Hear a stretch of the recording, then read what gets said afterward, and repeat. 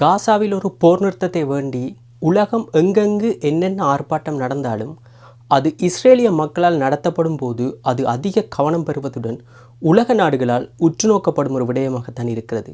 அப்படி ஒரு சம்பவம் தான் நேற்று இஸ்ரேலில் நடைபெற்றுள்ளது. கிட்டத்தட்ட இஸ்ரேல் முழுவதும் 140 இடங்களில் இந்த போராட்டங்கள் நடைபெற்றிருக்கின்றன. அதன் ஒற்றை நோக்கமே இந்த காசாவில் நடக்கும் போரை உடனடியாக நிறுத்தச் சொல்லி. குறிப்பாக டெல் அவீவ், ஜெருசலம், ஹலிஃபா போன்ற இடங்களில் மிக பிரம்மாண்டமாக நடைபெற்றதுடன் டெல் ஒரு பிரதேசம் அந்த போராட்டக்காரர்கள் தங்கியிருந்து அங்கு சில சம்பாஷணைகளை நடத்துவதற்குரிய இடமாகவும் மாற்றம் பெற்றுள்ளது. அதுதான் அந்த ஃபேஸ் ஆஃப் த ப்ரொட்டஸ்ட் என்று மாறி இருக்கிறது. இந்த ப்ரொட்டஸ்ட்டுக்கு அவர்கள் வைத்திருக்கும் பேர் தான் டே ஆஃப் டிஸ்ட்ரக்ஷன் என்று. அதாவது உலகத்தில் எங்கே மனிதாபிமானம் தோற்றுப்போகிறதோ, மனிதாபிமானம் அளிக்கப்படுகிறதோ, அங்கு இந்த மாதிரியான போராட்டங்கள் மக்கள் மத்தியிலேயே தன்னெழுச்சிகள் வந்தால்தான் உலகத்தில் நடக்கும் இந்த அநியாயங்களை தடுத்து நிறுத்த முடியும் என்பதை இந்த போராட்டம் தெரிவிக்கின்றது.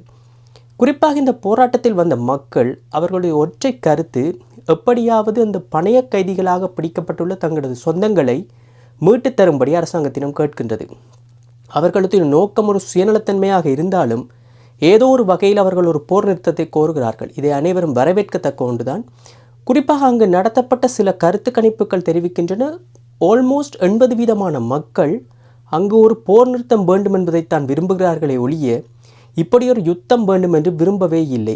குறிப்பாக அவர்கள் தெரிவிக்கிறார்கள், இது இஸ்ரேல் நடத்தும் யுத்தம் அல்ல, பிரதமர் நெட்டன்யாகு நடத்திய யுத்தம் என்று பிரித்து பார்க்கிறார்கள். இஸ்ரேல் வேறு, அதன் பிரதமர் நெட்டன்யாகு வேறு என்பதை பிரித்து பார்க்கும் அளவுக்கு அவர்கள் தற்பொழுது வளர்ந்திருக்கிறார்கள் என்று தான் சொல்ல வேண்டும். குறிப்பாக இந்த போராட்டமானது சில ஹைவே பாதைகளை மறித்து வழியெங்கும் தீ மூட்டி வாகன போக்குவரத்தை அவர்கள் தடை செய்யும் அளவுக்கு அங்கு பெரும் பாதிப்பை ஏற்படுத்தியிருக்கிறார்கள். இது அங்கு இருக்கின்ற அரசாங்கத்திற்கு ஒரு அழுத்தத்தை கொடுக்கும் அளவுக்கு தான் இந்த போராட்டம் இருக்கின்றது.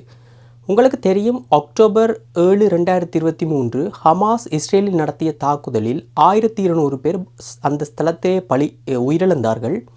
அதன் பின்னர் ஹமாஸ் கிட்டத்தட்ட ஒரு 250 பேரை பணைய கைதிகளாக பிடித்து சென்றிருந்தது இஸ்ரேலில் இருந்து. அவர்களில் சிலவரை படிப்படியாக விடுவித்ததுடன் தற்பொழுது 50 வரையான பணைய கைதிகள் விடுவிக்காமல் இருப்பதுடன் அவர்களில் 20 பேர் வரை தான் உயிரோடு இருப்பதற்கான வாய்ப்புகள் அதிகம் இருப்பதாக தகவல்கள் சர்வதேச ஊடகங்களில் தெரிவிக்கின்றன. இவர்களை எப்படியாவது உயிருடன் மீட்க வேண்டும் என்ற முனைப்பில் தான் அவர்களுடைய உறவினர்கள் மற்றும் இஸ்ரேலிய பொதுமக்கள் தற்பொழுது இந்த ஆர்ப்பாட்டத்தை நடத்தி வருகிறார்கள்.